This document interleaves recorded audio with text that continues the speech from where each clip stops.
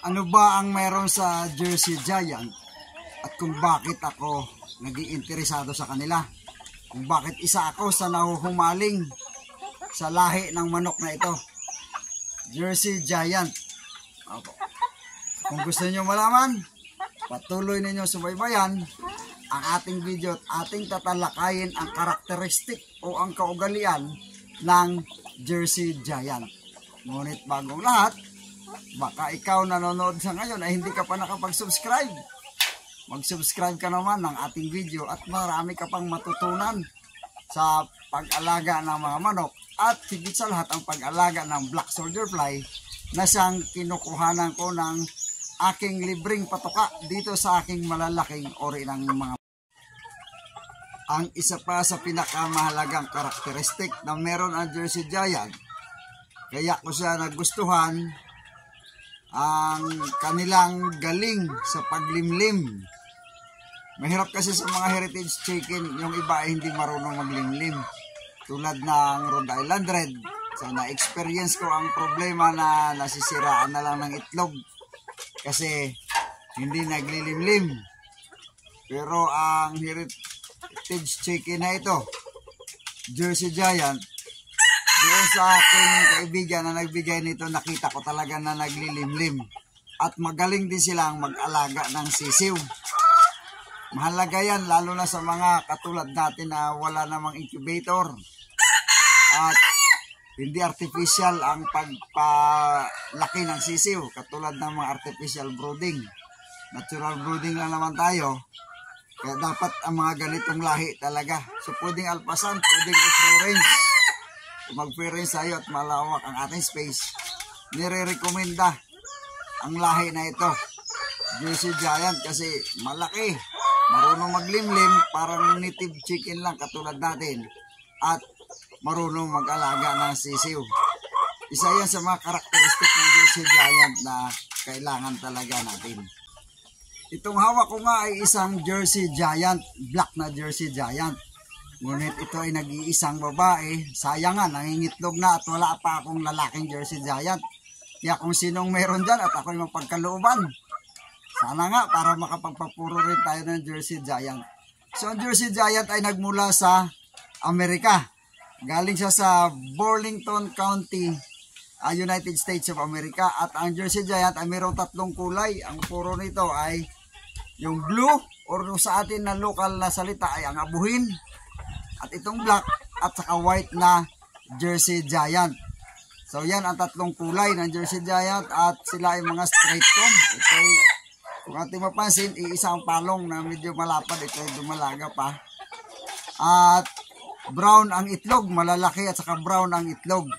Sila rin ang may hawak ng record sa ngayon ng largest chicken. May hawak sila na record, pinakamalaking manok sa buong mundo ang Jersey Giant. Kung kaya nagustuhan ko siya dahil gustong gusto ko talaga yung mga malalaking ori ng mga manok. Ngunit ang karakteristik lang ng Jersey Giant, mabagal silang lumaki.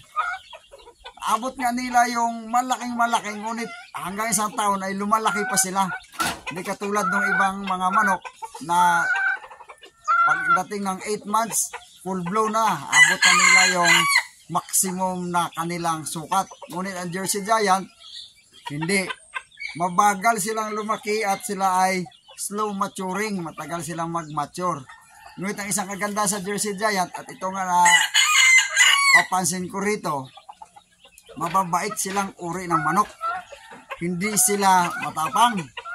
So ayon nga sa nabasa ko na ang mga lalaki nito ay hindi nag-aaway-aaway kahit na nagsama-sama. So sila daw ay mababait na uri, kalmado sila na uri ng mga manok. At sila ay magaling mangitlog.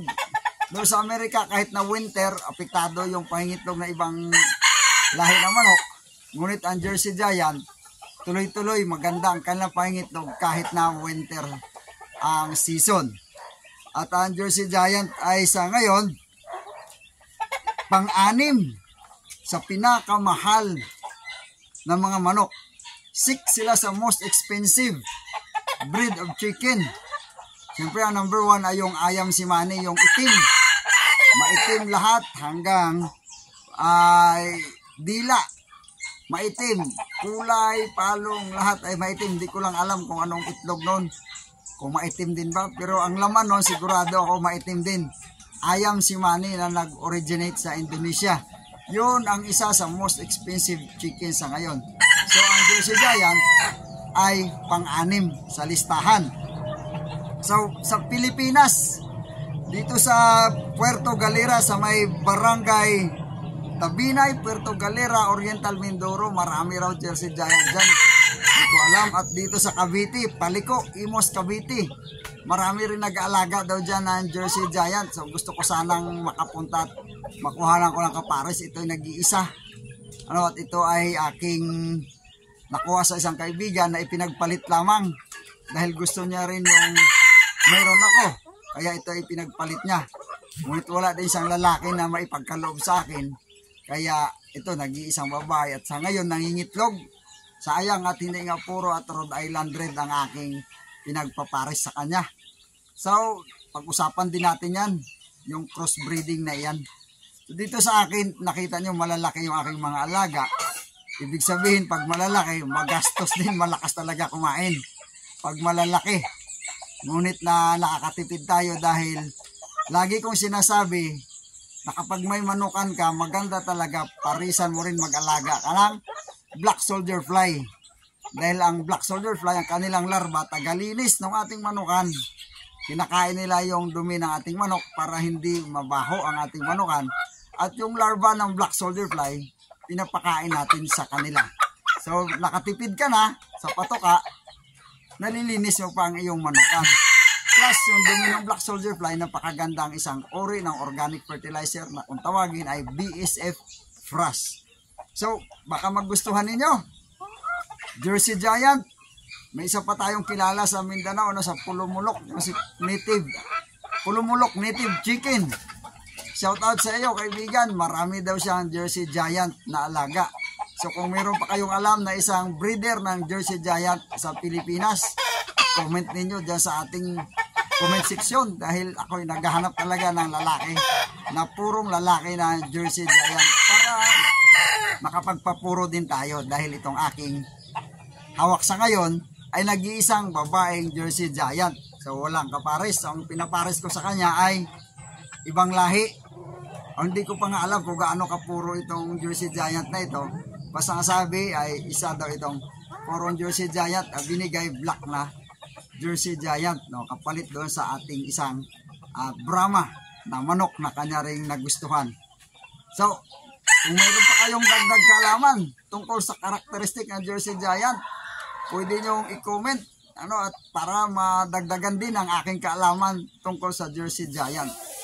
Maraming salamat sa inyong panonood at patuloy na pagsuporta sa ating channel.